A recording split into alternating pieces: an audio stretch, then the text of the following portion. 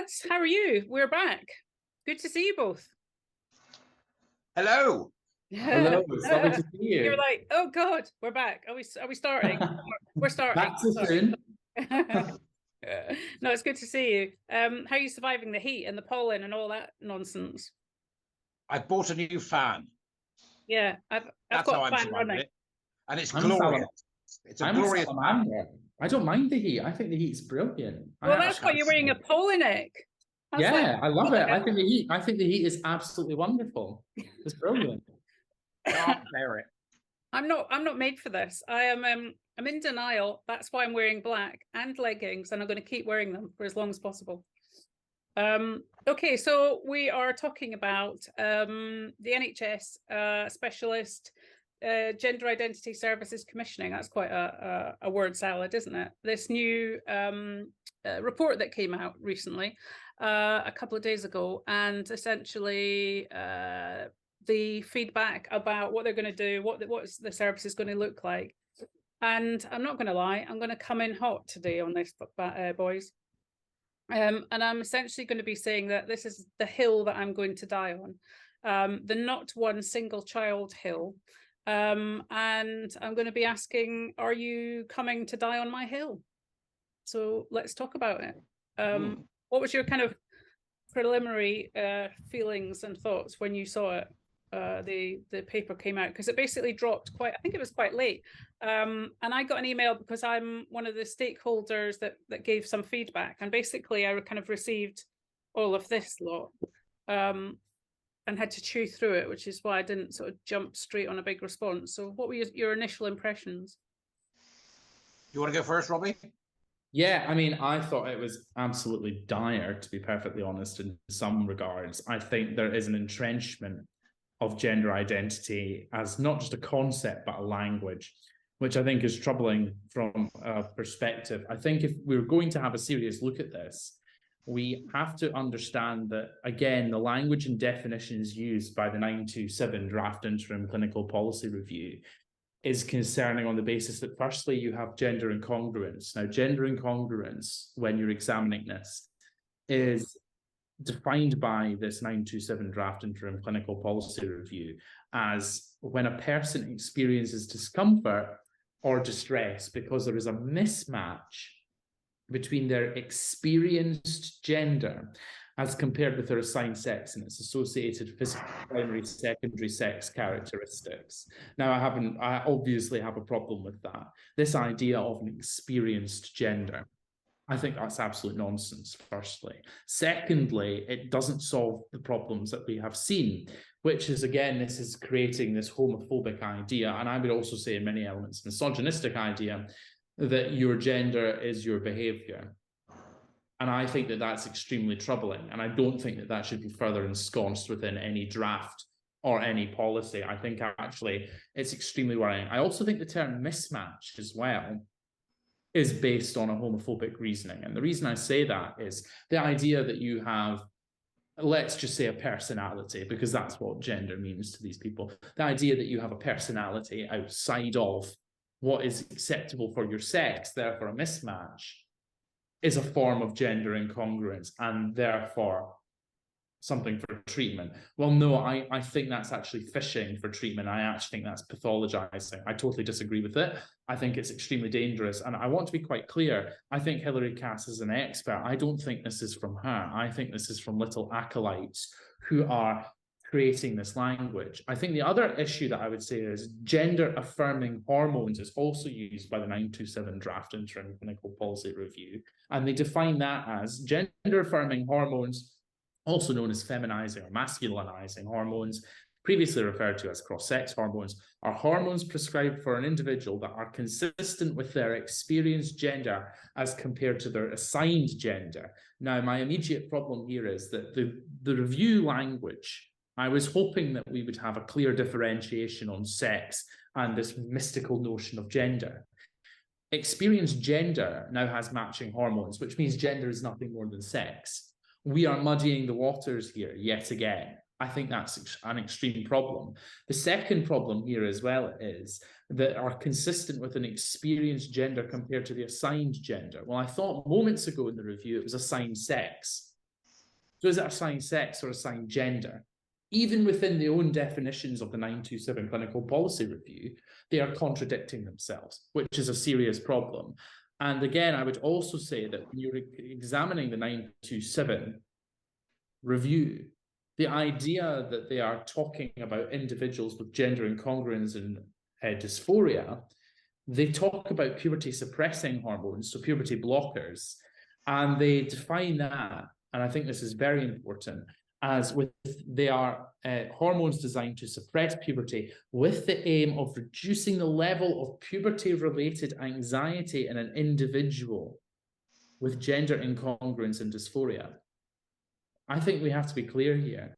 They're treating puberty as the illness rather than anxiety as a symptom of a serious underlying psychological issue. We're locating it back in the child instead of in the society. But I think the problem here is, and this is my problem with the 927 review, which has obviously been sent out to stakeholders beyond, but also published.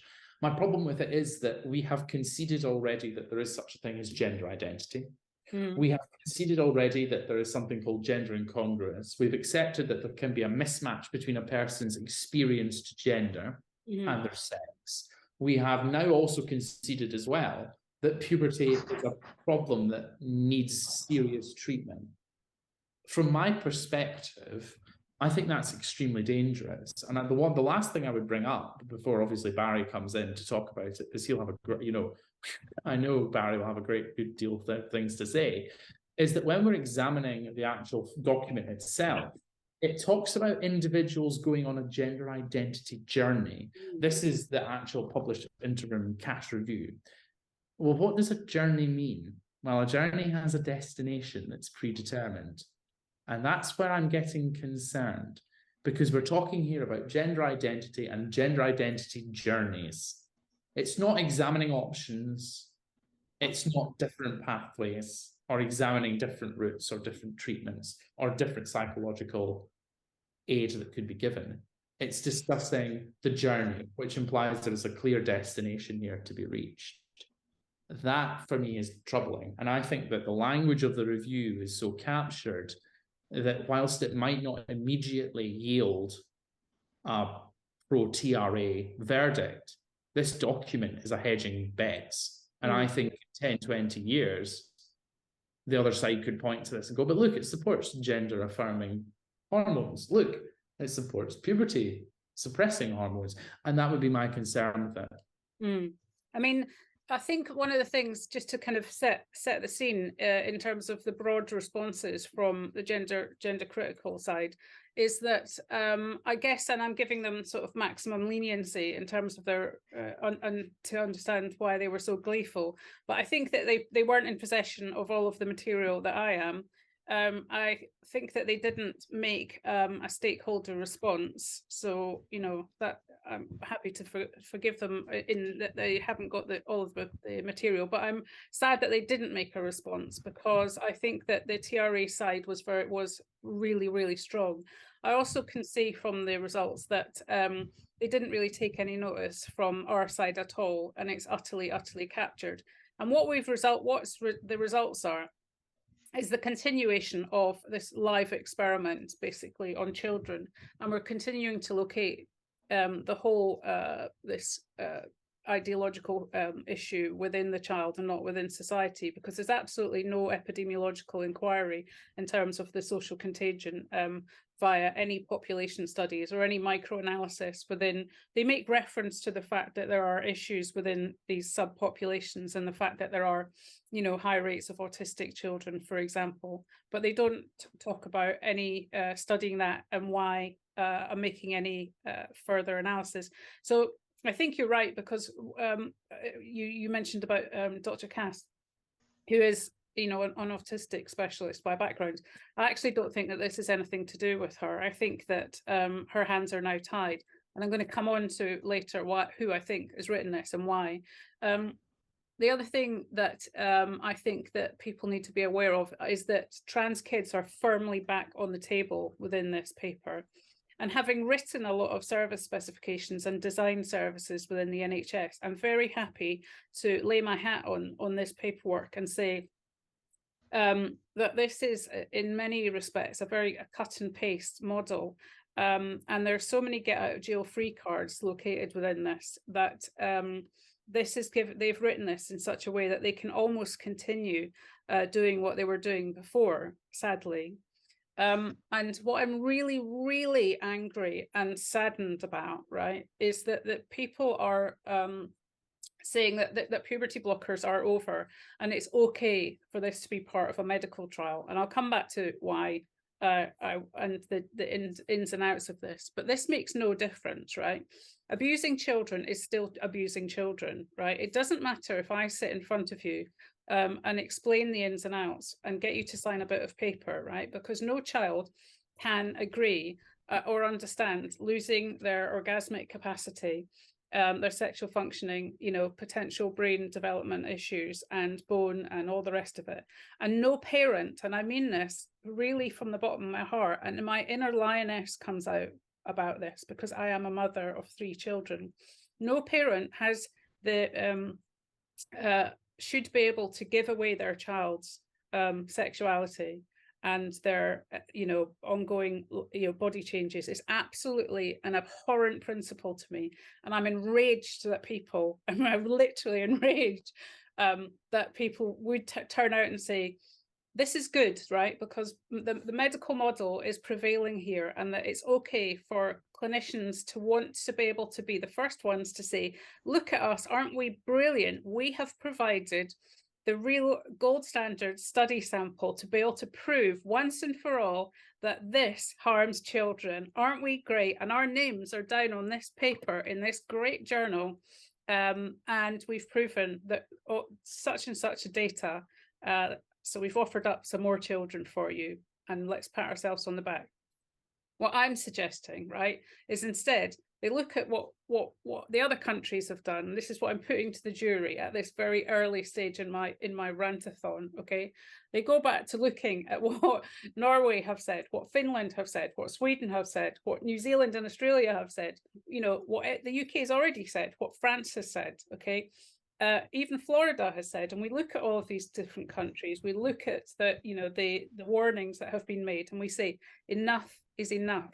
We know that there is evidence at this point, not one more child. So, you know, that's what I'm putting to the jury. Barry. Just before Barry comes in, I hope you don't mind. I think that on your stance regarding parents, I would say that there's a lot of Marissa Coultering going on from Philip Pullman's Dark Materials. You know, Marissa Coulter was very happy to have in the book Lyra experimented on as a child. Very happy to have other children experimented on. And then it happened to her child, and she was screaming to stop the machine. Yeah. And obviously that's a very famous scene. This feels very similar to how I think some people are approaching it from another side of, oh, well, there will be some children who will unfortunately have to go through this. Yeah, just not my child, but your child. Not my child. But it's not my child, but some children will have to go through it. Well, maybe the ones that looked after care, maybe the ones from children's homes, they could be sacrificial because, you know, not many people care about them. Which ones? I mean, that's fair, now that I've said that, I've got that horrific image of those poor children after they've been severed from the dust connection in the books in which they're sitting there kind of staring into space, and that's now my image of what puberty blockers does to children. But I think that it's very worth saying here that even though that's the case, I think that we have to say that the standard that you tolerate is the standard you walk by. And I think you also have an onus on proving that this actually does help children in the first place. That onus has never been proven. No. So I'm afraid if you don't have an onus to prove something, you must do so. And I think that seeking to have a study to disprove something that has never been proven, I question that personally. And even Michael Biggs has said he's happy, you know, for this to be studied. That really upset me. I felt so let down by him.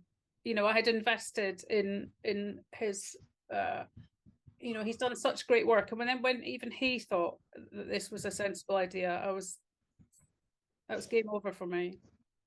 Go on, Barry. Well, I mean, one is struck by Robbie's last comment about the idea that actually there is no proof whatsoever that this helps anyone. And I think you can go to Hitchens' razor, which famously said, that which can be asserted without evidence can be dismissed without evidence.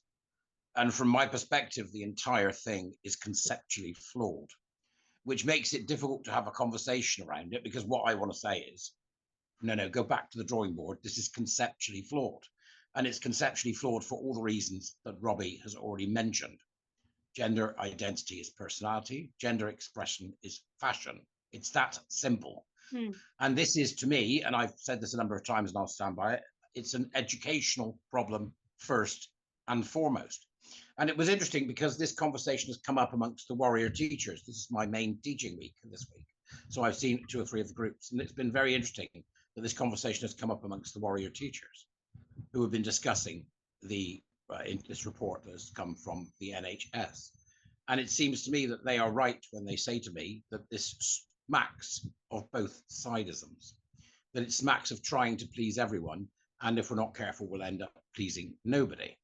Now, I can understand why people would say, yep, okay, right, this is a step forward. Well, it to some, it may seem like a step forward, but it depends on where one is stood when the step is taken. And from my perspective, because it is so conceptually flawed, conversation around it seems somewhat hollow. And I think that may echo what you and Robbie are saying. There is no trans child. Gender identity does not exist. It is a made-up fiction. It is a social contagion.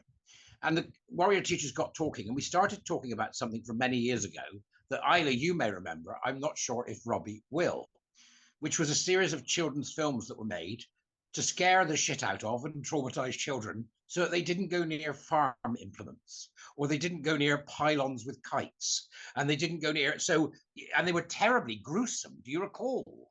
The child would get mangled by the combine harvester. And then there'd be Death stood there with a scythe. And this stuff went on after Basil Brush, before Doctor Who, in order to traumatize the maximum number of children and therefore upset them so that they, so they get the bloody message. And what was fascinating was everybody in the room who remembered it had got the damn message and had lived their entire life in fear of combine harvester and pylons. Oh, yeah. Now, I'm exactly the same. Every time I see a pylon, I'm like, yeah, I haven't got a kite. You don't have to worry. I mean, it's a small amount of trauma for a very big message. It's the same as if you kick a child out of the way as it's about to put its finger in the plug socket. Because you haven't got time to explain why. Well, there's an awful lot of this in discussion in the Warrior Teacher program about the behaviorist nature of this. And I'm talking about the behaviorist nature in terms of it being a rather than a humanist intervention that is educational and gives somebody all the information they need. This is wrapped in the swaddling of the clinician. And I understand why, because that was the remit that Hilary was given. And I think she was given, quite frankly, a poison chalice. And I do not see Hilary's hands on this. I just don't see it. Now, I've been told a number of times by Clive, who has Clive from the Queen's Speech, who has a background in care and clinician work. So he's very knowledgeable on this, that there has to be a language that people can use. So I can understand that from Clive. My problem I've got with this is that if they were to say at the very beginning, the first thing that we will do before anything else is that they will have to go on a day's training. And that day's training will give them the history of where this came from, how it was started, the Beaumont Society, John Money, people's mangled genitals, osteoporosis, pictures of people where the operation's gone wrong, the absolute horror of the stories of detransitioners, and then come back to me and tell me you're interested. Right, so I'm saying that I think that we need to remove something which is a cultural phenomenon. A cultural phenomenon. It's not just a medical phenomenon. And I'm saying that I think what we need to do is to widen the horizons of an inquiry to make it a public one. In which case, I think we're putting the cart before the horse. This shouldn't exist yet. Right, there should be a moratorium. We should pause all of it, right the way across the board, and say, right, now we need to put these groups together to examine the problems with this in education, in business, in the public sector, in the private sector, in charities, third sector. And I think we need to have a much wider debate about how this ridiculous idea has come to be embedded in so many of our trusted institutions, and therefore, by default, seems to have confused or corrupted so many of our trusted people. And I sense few hands in this. This is being done by a few. And we saw recently, didn't we, the example of the language around women, where somebody said that women are now non-women and they're non-men. You know, all this language nonsense came from one trans activist, it turned out. You know, so I'm thinking that what we've got here is that they're doing the best that they can to solve a very tricky situation, but they're doing so while living in the house of the court of the king of gender. They haven't left the house. You need to, you know, they're still sat there having coffee with the king, where what they need to be is the eagle above going, right, let's see what this is actually doing. You know, when you pull back, you realize that it's a dangerous thing that exists within our society. So when Robbie mentions language, I think he's absolutely spot on. This language that we've got here just perpetrates the same nonsense that comes from this idea of gender identity ideology, underpinned by queer theory and everything else that comes with it, is being used in the report, when the report should be saying, this is the language we do not use. You know, because to say that puberty blockers are doing that is not what puberty blockers are doing. They might do that as an afterthought, but they're certainly doing more damage. They're cementing in the mind of a child the concept of a gender identity. We're cementing in the mind of parents the idea of a gender identity. And I simply think our society needs to say no, in the same way that we're seeing many of the states in America saying no. Miriam Grossman gave a wonderful speech in regards to where she stands on this, which I'm sure you might be able to find that and put the link in the doobries for everybody there, Isla. And also at the same time, there was a senator who questioned one of the leaders of this in that same meeting, who was an idiot. And I mean, just an idiot, and kept referring to the standards of care, which we know came from WPATH and all the bloody nonsense that came before that. So I think what we've got is a situation where people have been from the very beginning hamstrung by the size of the circle they're allowed to explore. So they're going, right, we can't go that far because that takes us out of the medical region. That takes us into cultural and social issues. And they're drawing the lines. And in attempting to drawing the lines, they're solidifying the cultural cancer that's causing this. So that's where I'm at. I think it feels out of place to me because it's not large enough. It doesn't fit in with the larger conversation that's happening about how the hell are we going to stop all this nonsense from spreading any further. And in doing so, in attempting to stay within those confines, it feels to me that what they're doing is they're simply opening up the door to say, well, we'll do the same as we've been doing already. We'll do less of it. We'll do it under controlled conditions. But the kids are still going to get hurt. So although I welcome it in terms of it moving us forward in the conversation, because this is often how things go, 2 steps forward, one step back. I think that it's concerning that this massive document, and it is massive, was created to shore up a fiction. And that, you know, they've not undone the fiction, right? These are children in distress. That's it. We don't know what the distress is. Part of that distress, or what a symptom of that distress, is ideation of a secondary avatar of a primary avatar of the self, if you will, a character in a computer game that you could make. You know, that's what it is. And we've seen this. I saw this on the BBC in an interview with a young trans person who was making themselves on Fallout. You know, and they're so confused about everything. And we know, of course, that they're autistic, looked after, they're gay, they have other comorbidities, they've got problems with abuse or trauma in the past. And that's where I think we stand. And it's, if we were doing the educational section, you go, right, we're going to teach everybody at age 10, this is a load of cobblers, and frighten the crap out of them so we can get out of our society altogether. But this is not doing that. It's still playing in the same arena. So I would say that conceptually, it is hopelessly flawed. No, I think you're completely right. I mean, let me just take us into some of the points that you said from a medical perspective. One of the things that I think that they should have done is first, they should have done a retrospective study of all the patients who have already been in the system. They should have identified them. They should go and track them down, and they should look at where they're at, what's happened to them, study them, get some evidence about how puberty blockers have impacted them physically, then publish that. Then we would have some more solid information rather than do a prospective and create some more harm, some more kids with issues. Now, one of the things that a couple of voices have said is that they don't think that this will pass ethics committees, and this is how it's going to be stopped, okay? Now, I don't think that that's going to work. I don't think that's the case. Now, the reason I don't think that is that this is already past muster and I'm going to read you some of the points that they've made. NHS England has now established a new National Children and Young People's Gender Dysphoria Research Oversight Committee, which includes the National Institute for Health and Care Research, the MRC, the Medical Research Council, who are incredibly powerful, the Royal College of Paediatrics and Child Health, and a range of other people. And they've already agreed that this is okay and that this can go ahead, right? So if no local ethics committee is going to turn around on the basis of the fact that all of those powerful organisations are happy for this level of trial to commence in 2024 and suddenly say, oh, well, we're not sure. Okay, so the balance has already been struck. And the other thing that I think... Let's do that thing first if we can. Okay. You raised an important point there. So you're talking about a number of organisations, including the National Institute for Clinical Excellence, etc., that sort of thing, and these different colleges, etc.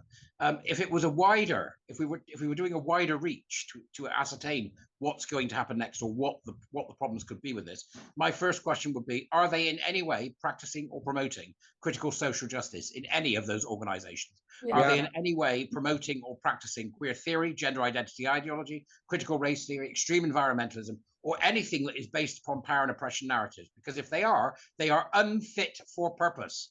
They breach the public sector equality duty. They are equity wallahs.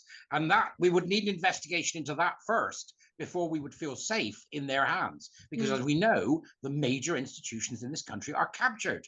And to say that they aren't now is absolutely flying in the face of reality. No, I agree. Robbie, did you want to comment on I mean, I think as well, we have to look at the assessments here on the basis of the guides of which they provided the assessment. So I pored over their assessment criteria, and obviously there are some really disturbing parts of that, in my view. So if we're looking at, this is from the interim service specifications that have been published. If we look at the full specifications for what an assessment should focus on, it includes developmental needs, including cognitive functioning and capacity of the child and young person, and their understanding of gender. Hello. Hello. I can tell you now there are people who have written books on gender who don't understand it. That's we're getting here to a point where we're asking children about their understanding of gender. Who's assessing this?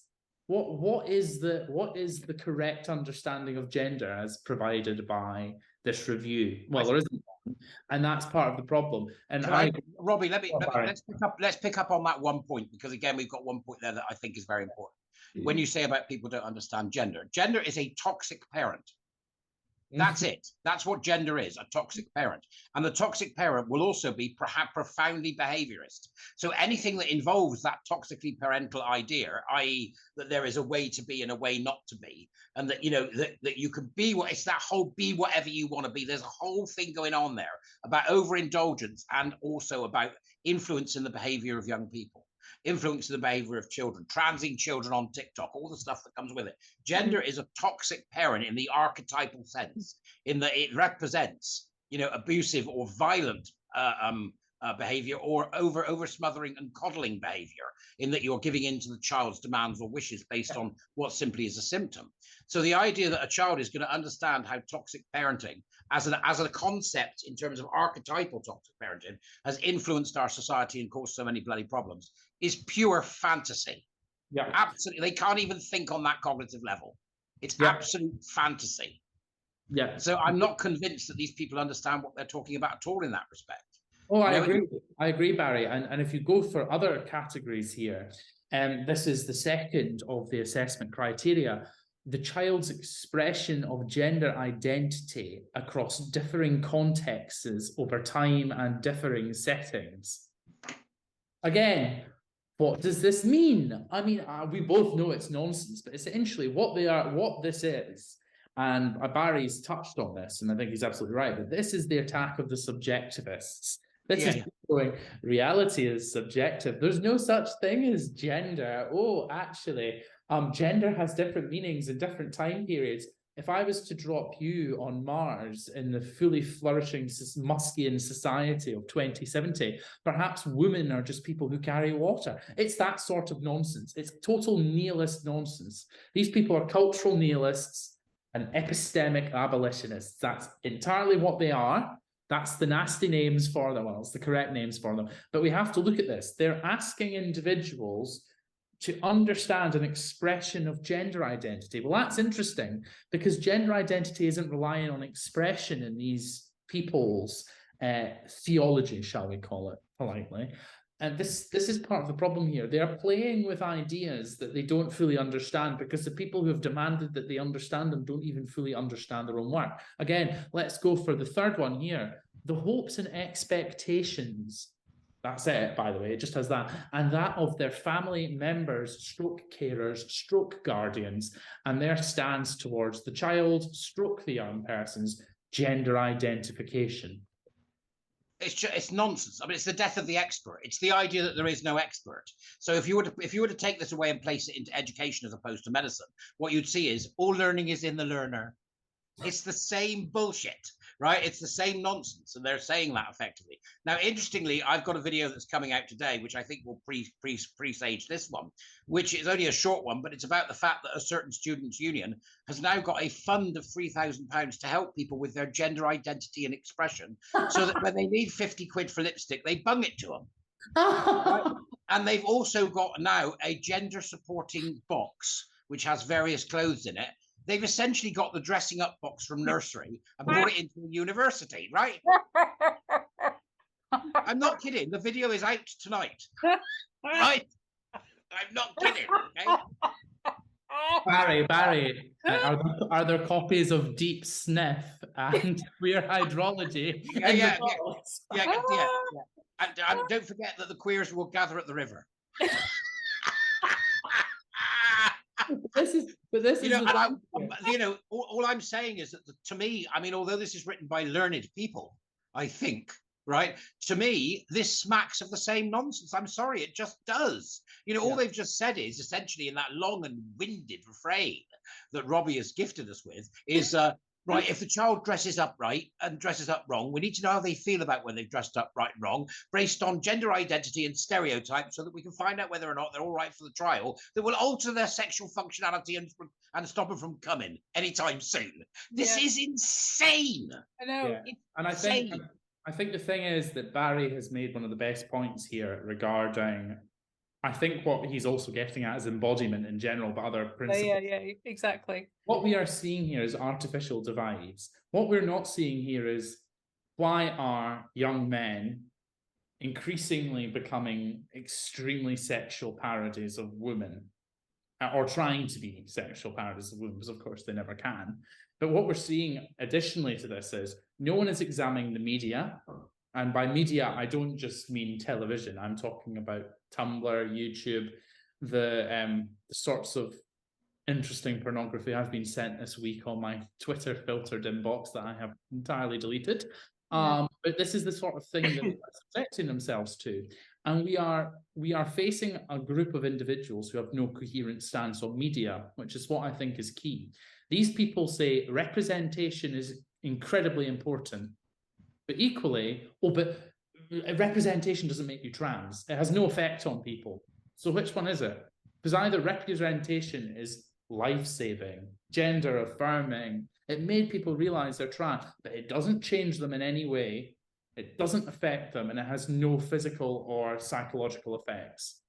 Well, I think if that's true, you're then left with the question, do these people gather by the river? But this is the thing. You literally sit here and you go, these people are making claims and they hold two positions simultaneously, but they do that on almost every single topic. But this is the key thing with culture. Nobody is examining the culture. I mean, the only bit of light from this review is that it says peer relationships and pressure and wider social support. I'm sitting there going, well, that's good, but it's not going far enough. Because what's happening here is we are having individuals pathologized and medicalized, and actually in some cases these individuals are making themselves ill with very disturbed pornography, with I'll put it this way, Japanese anime culture that is making them think that they are some form of doll. You then have individuals who are subjecting themselves to an extreme fetish and kink culture, which is actually extremely dangerous because it talks about use and abuse. And these people are wanting to be used and abused, essentially. This is part of it as well. This all needs to be examined because it all has effects. And that is something that's not being examined widely enough. This is, I would say, one of the first true illnesses that hasn't just been spread like the internet, like certain eating disorders have been, but has also mutated online via cross-pollination. These people are constantly exposing themselves to other individuals who are, as Barry likes to call them, nutters. But what they're doing is they're cross-pollinating with their nuttery.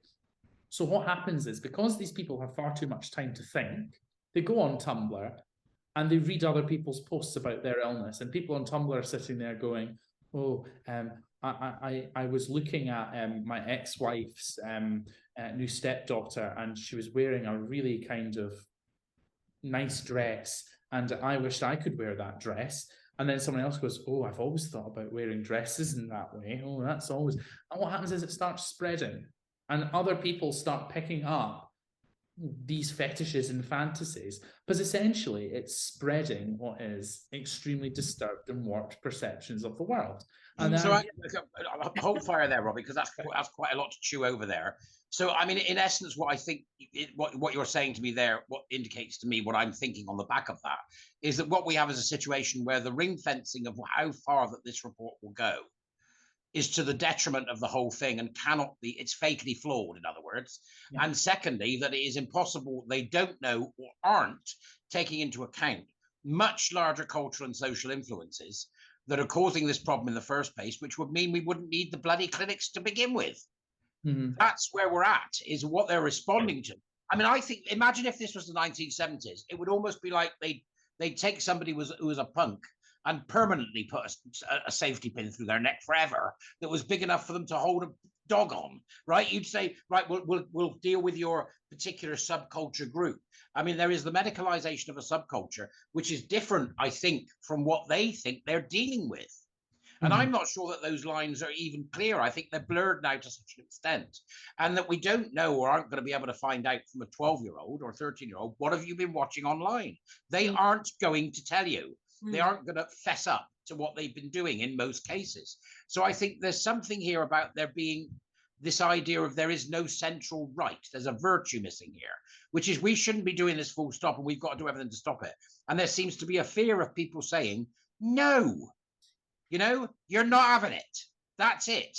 So there's something to me here about an inability for us to recognize that there are no experts, because I don't think there are in this. I think the expertise in this is the ability to say no, and that should rest firmly with the parents. Take their bloody phone off of them. Take their internet connection off of them. Take them out of school and homeschool. All the stuff that we know is causing this. None of that seems to be taken into account when I would say, considering the number of young people that came forward years ago in the first Dutch study and at the beginning of the Tavistock Clinic, that what they are doing essentially is giving themselves a load of work where they're going to have to deal with the 99 LARPers for every one kid with a profoundly serious problem. And it's not like they're going to go, yeah, there's nothing wrong with you, go home. They aren't going to do that. Well, they can't do that. One of the things that they include within it is that social transition, I mean, they fail to acknowledge really the seriousness of social transition, and they locate it back as a decision-making process with the patient and the parent. And I think that, you know, just picking up on what you said there, which is really important, they also fail to acknowledge the ins and outs of the fact that puberty is obviously the natural treatment for this issue, and they don't really explain how they're going to determine who should really be allowed to go through puberty and who they deem to be so serious that they need some other form of intervention. And they put forward some other new suggestion of something called psychoeducation, which is some ridiculous performative indoctrination via leafleting and some website whereby they can be taught about gender identity ideology in another format, essentially. But if we can go back to the paperwork, just to, because I think we've all got some clear ideas about who actually wrote this document. So let's just talk for a little minute about this specialist commissioning group, because I think that's important that we cover that. Now, I think that we're all of the same opinion, really, that this guy, Dr. James Palmer, is the key medical director driving this piece of work, because essentially he is the guy in charge of this specialist commissioning group, and he's the chair of it. This guy is a professor and a neurosurgeon in Plymouth, and he is essentially been behind, very quietly behind. He actually doesn't have a huge internet platform footprint if you try and look up and some of the ins and outs of him. But there are some very interesting points in his backstory that certainly lead me to the opinion that he's one of the guys driving this, along with our very, very well-known friend, people like Michael Brady, who is very well known to us in terms of his contamination and propagandizement of LGBTQ and boomsa-daisy issues within the NHS. Now, there was a conference in 2018 with Baroness Barker, who you will also know, who is a very tricky fish, but it was called the Westminster Social Policy Forum Conference, which also relates to the Beaumont Society, as you'll know as well. But basically, James Palmer said it's a good thing that more young people are being referred to gender identity clinics. And he said we need to design a service for between 1 to 3% of the population, which could be 2 million people. So basically, he's been here from the get-go of all of this, and actually, that's very much been his baby. And I think that it's important that we acknowledge this. There was he's got you know, it's difficult to really say, but there's one thing that I found, which was in 2014 there was some report that he had undertaken for the commissioning group, the Specialist Healthcare Alliance, and essentially what happened was it was so serious that he got this lobby group to do it, and they had loads of links to drug and medical devices companies. So essentially, you know, that's a very, very serious issue. And, you know, obviously within COVID, we've learned that this is quite the thing to happen. But when he set up this clinical reference group with regard to gender identity services, there's quite a lot of trans people as well, trans people involved in the party. But the other people who were also on it are Dr. Polly Carmichael, Michael Brady, and another guy who is called Professor Simon Barton. And I know him because he was a junior doctor when I worked at St Mary's Hospital in sexual health. So he's also, he's a professor now, and James Palmer's the chair. Now, I think that he is the guy behind all of this. And one of the other things that he said during his time, which he strangely had got redacted, he said he was very worried about the ignorance of frontline staff not using the correct pronouns for people, and the risks of hospital placing trans people on the wrong sex wards. And he thought that more referrals for kids to gender identity clinics was a really good thing. Okay, so I think, yeah, we can confidently say this guy has driven this, and it wasn't Dr. Katz who wrote this ideological piece of you know, information. But also as well, we should note regarding Palmer came out with a really anodyne statement back in 2021, which he said, well, 2 million Britons will question their gender. Yeah. And, sorry, what's the point here? I mean, question their gender, what does that mean? That they were watching Sharon Stone in Fatal Attraction as a woman and they went, oh, or something like this. But what does this actually mean? Again, this idea that 2 million people question their gender, what's the basis of this? What does question their gender actually mean? This stuff is absolute nonsense. I mean, it was very interesting, actually, at the time, though, and that really rancored the Helen Wibberleys and other people when he said this. But the point is, What do these people mean by question their gender? I think Palmer is someone who doesn't, from what I've seen of him, he's someone who doesn't actually understand gender or any of the issues, but he's terrified of it. Well, I think it's interesting. I mean, first off, it was Sharon Stone in Basic Instincts. I can't let you get away with that, right? Fair enough. the famous sort of momentary muff, which sent everybody off in, like a rocket, if you remember. Yeah. So I can't let you get away with that, Robbie. But I think you're absolutely right. What we're talking about here, when somebody makes such a statement of this, it's actually a statement of religiosity. It is a religious statement. 2 million people who will question their gender. It is a religious exaltation and an indicator to the adherents that he is an acolyte or a high priest. He's one or the other. He's either right at the heart of it, or he's certainly a pusher of this nonsense. This is what it sounds like to me. And of course, we're open as always to being proved wrong, but this is what it sounds like to me. You know, it does sound like that.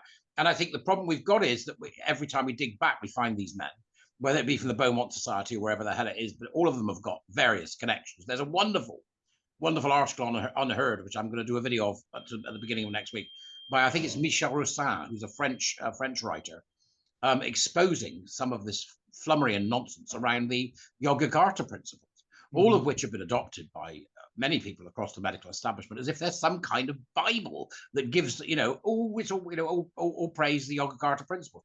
I think what we've got is here, we're not having the simple fact that there are only two sexes, gender identity was invented by John Money, which should be at the very root of this particular report, is not there. And it smacks terribly of a pathway just slightly altered, i.e. there's a couple of stations you're not going to, but the end result of your trip will be the same station. And this is what worries me. This is what worries me, is that it's not definitive. And I think you're right in saying it sounds like somebody's nobbling the entire process. When I read this, it sounds like it. It's written in such a way to appease, I think. And it's this idea of both sides again, which of course I don't believe there are both sides. I think there's right and wrong, and that's it.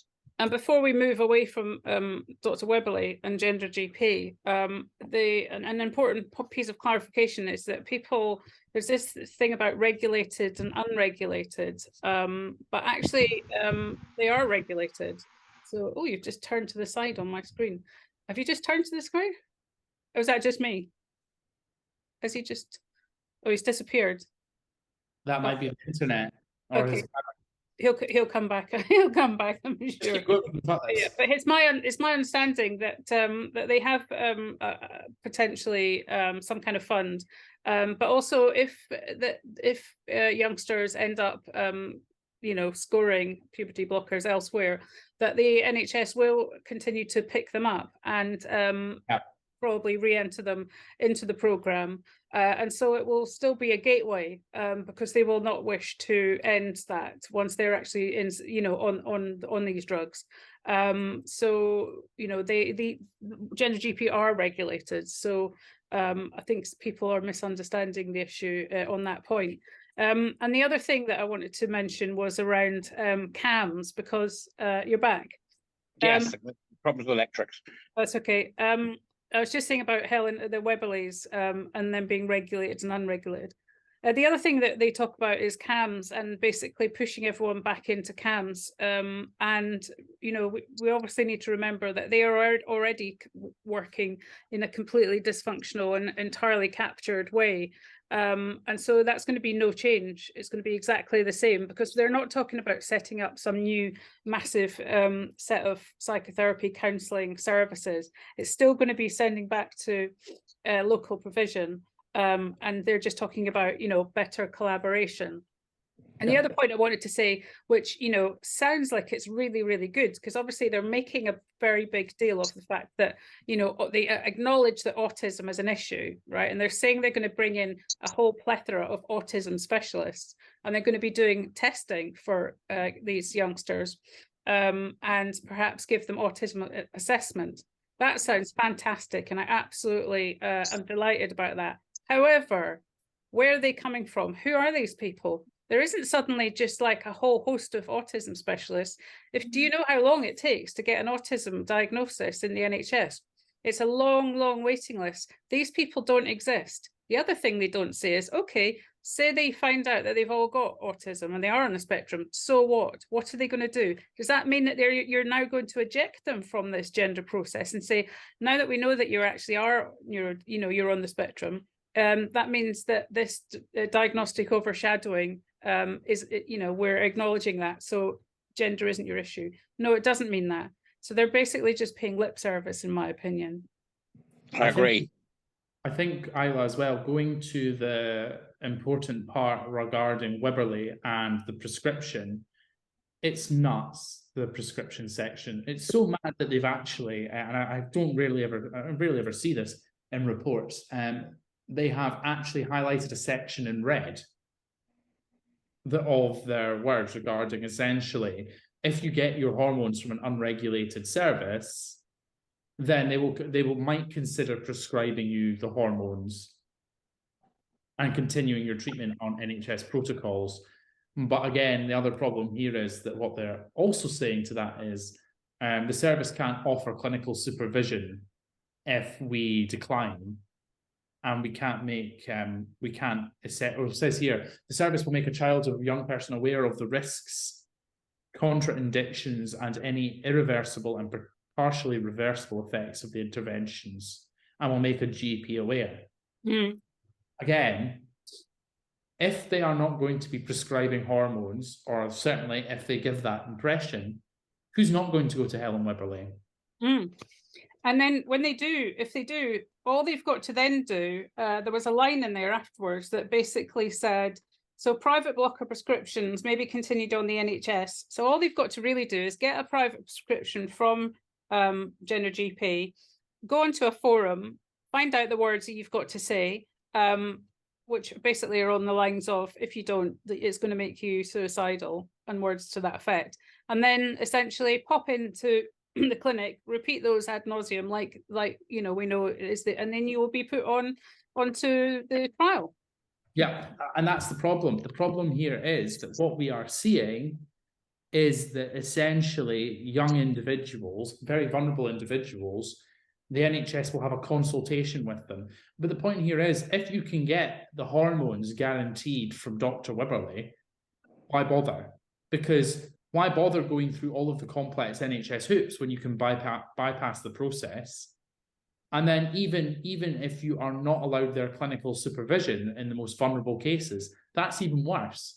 Because if they're turning away extremely vulnerable individuals who have been prescribed by Helen Wibberley, saying we can't take clinical responsibility, so to quote exactly, where the service is not able to accept responsibility for prescribing or puberty suppressing hormones or masculizing or feminizing hormones, the service will not offer any clinical supervision for the management of the endocrine intervention, and will not enter into any shared care arrangements or any health professional who is making recommendations for prescribing or is prescribing to the child or young person, and will not continue to have clinical arrangements.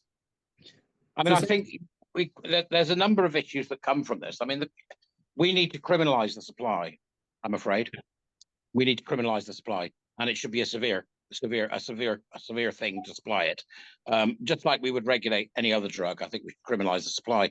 But secondly, is that if you then we end up with a situation that is, if I'm going to be a dark, nasty economic swine, I'm not prepared to pay for these people's medical expenses for the rest of their life because they're doing some medical experimentation on them. I'm not prepared to do it. If that's the case, so fine, let's deal with the kids. I'll quite happily, from the public purse, let's sort it out, find out where they are. But if they're going to put them on puberty blockers or not, and then they don't get that, and they go to Wibberley or the likes, and they then get the hormones, and the fallout from all that is going to then be paid for by the public purse. It is not on. It's that simple. It's not on. We need to criminalize it. It's reasonable for you as a taxpayer to have an opinion on that. Yeah. It's just extraordinary to me. Extraordinary. I think that the other thing that we need to acknowledge is that there was no discussion of detransitioners. There's no consultation or feedback from them within the documentation. They failed to acknowledge anything above age 17. Okay, so there's an absolute abandonment. So from 17, you're ejected into the adult service. There was no acknowledgement of 17 to 25 in terms of their brain development. And they're ultimately fast-tracked into you know, adult services from there. And I know that that's what a lot of people on our side were asking for to be set up. There was no discussion of that. But it seems that there's, again, this is the walled garden, isn't it, Isla? You know, here's what's in the remit of this particular setup, and here's not what's in the remit. And that's how the lines have been drawn. And that, I'm afraid, what it's doing is taking this particular issue in isolation.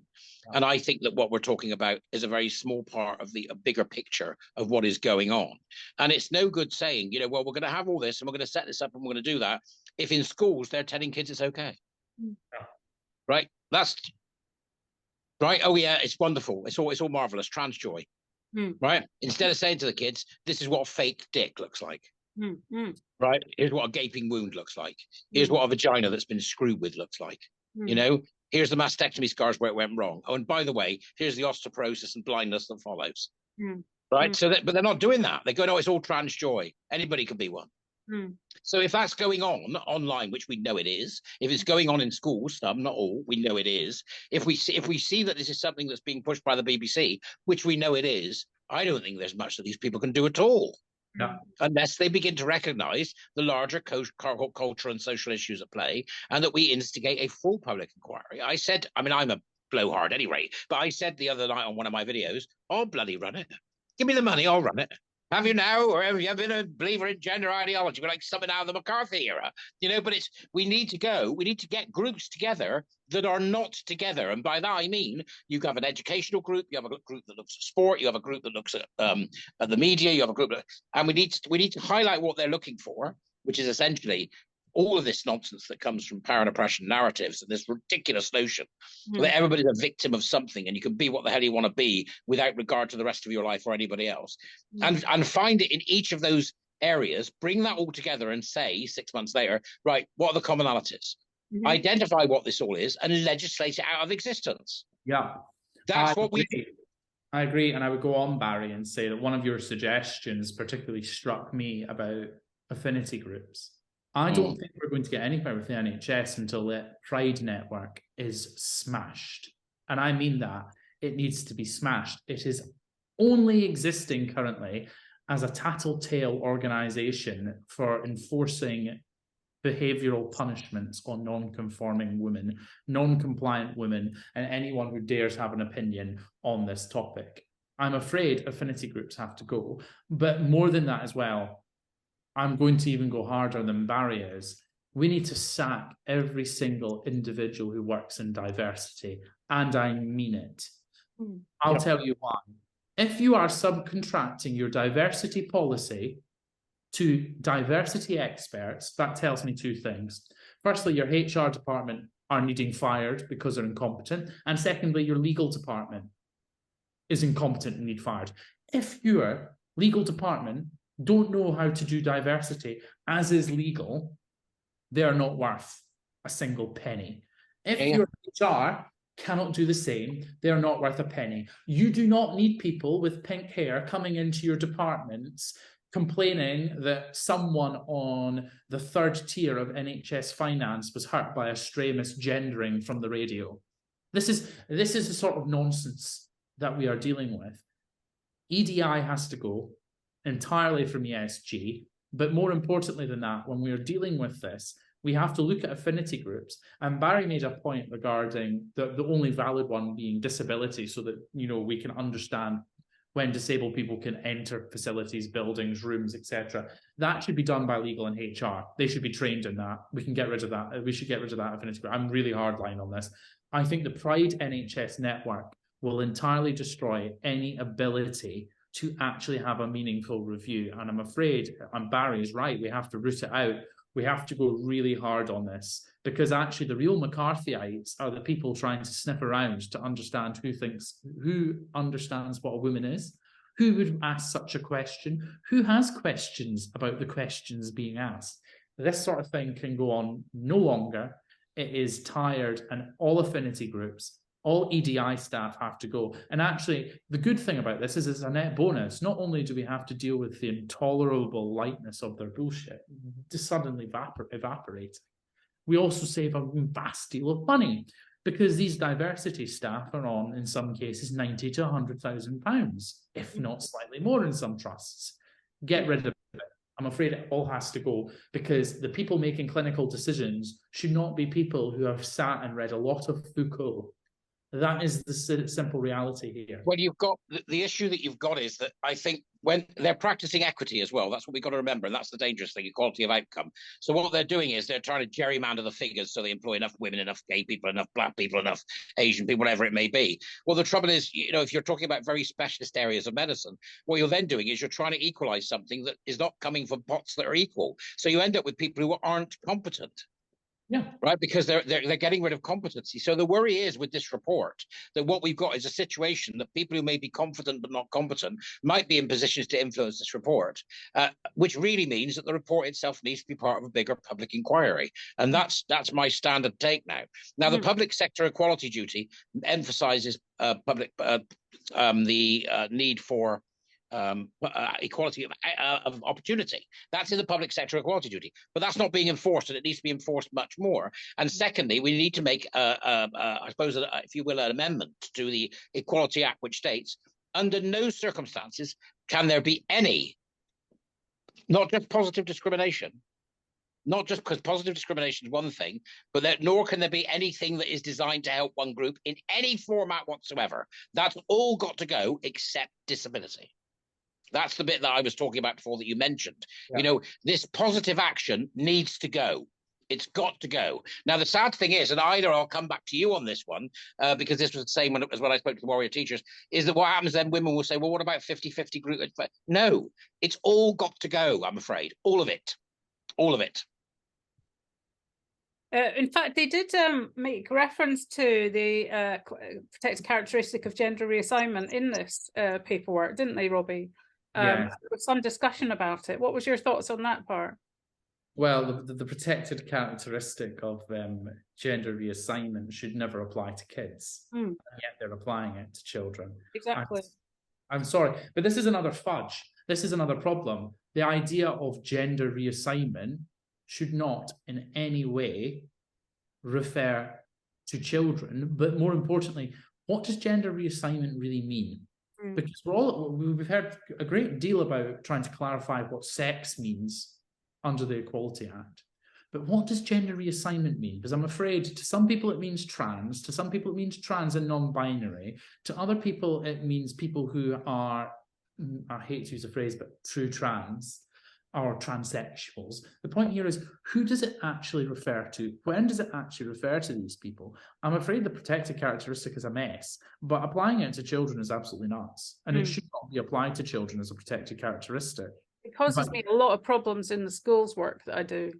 Yeah, and I would say, again, one of the things I've told you is that I have sat constantly with people and told them, the problem with sex in the Equality Act and thinking that that is the sole cause, or sorry, the sole solution here is clarifying sex, is that I haven't heard an argument as to how getting rid of the GRA from 2004 doesn't stop the reclassification of gay men, the total change in women and what being a woman means, and some optional identities and optional groups, and essentially how getting rid of the GRA doesn't not subdivide. So at the end of the day, that would be my stance. But I think we have to have a serious, very credible look at the category of gender reassignment. A lot of people are saying it's quite clearly defined. I'm afraid it's not. You know, in the just out of the blue, Isla, there's a story that is going to be breaking that's just come out of Transgender Trend. There's been a second lawsuit filed in the United States against medical transition of minors.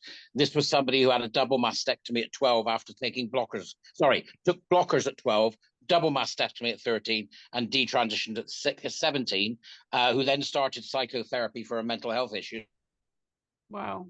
I'm afraid that you're wrong, sir, because that never happens. In the interest of oh, I was just going to say, your internet connection, you're coming and going. Do you want to do your final summation? But he's dropped off. He'll be back in a minute. So in the interest of tying us up for a conclusion, he's back. I was just saying, Barry, you're coming and going. So in the interest of drawing us to some kind of close, what I'm going to say is that the sum total of this document is that it's about better data, right? That's what they're going to be doing. They want to collect better data. They're going to be more on top of it, but it's going to be the same old game. They're going to have this trial. And I really, really want everyone to ask themselves and review their position if they said that they thought this was good news, and ask them if this is really a safeguarding position and why they're willing to sacrifice any single one child to this in order for some physicians to be able to gleefully produce a paper at the end of the day and to pop their name on it and to say, look, aren't we jolly good? We've proven that we can harm children. This is a live experiment of child abuse. So please go away, reassess your glee and joy and willingness to accept this. Instead, join us on the hill that you are all gladly joining me on. The hill that we're dying on is that not one child should be put on puberty blockers. So no to clinical trials. I know it's going to go ahead, but hell, I am not going to say that this is good news. And that is my final word on it. And I think as well, the final word is, if you'll also join me on my hill, I think that we have to stop the use of the ensconcement, the use and the ensconcement of language, particularly language of the opposing side, which is about gender identity journeys, about transgender children. No. I hope you will all join me on that hill too, because I think at the end of the day, if we are using their language, we are already sunk. And that is a severe problem, because we're essentially just further entrenching their entire ideology, not only within our institutions, but within our clinical practice. So if you're willing to die on two hills today, or at least die twice, since you can change sex, I don't know why you can't die twice. I wonder if Barry's got a third hill for us to die on, and then we can really make. Well, I don't have a third. Yeah, I don't have a third hill for us to die on, but I will provide for you in between the hill a river where the queers can gather, and at that point, let's all gather at the river. Oh, go on then. You know, it's that kind of thing. So from my perspective, we need a full public inquiry that covers multiple areas. It's that simple. This is being done in isolation from what is a cultural and social cancer, and that's how we should treat it. Love it. Well, I suppose at least the High Court of Justice is beside the river, and as is the Supreme Court, so we're lucky. Yeah, but do you think they're all queer? Well, I wouldn't say that. I think they're queer, but not quite in the usual way. All right, folks, it was great. Thank you so much. Awesome. Pleasure as always. See you later, guys. Bye. See you, folks. Bye.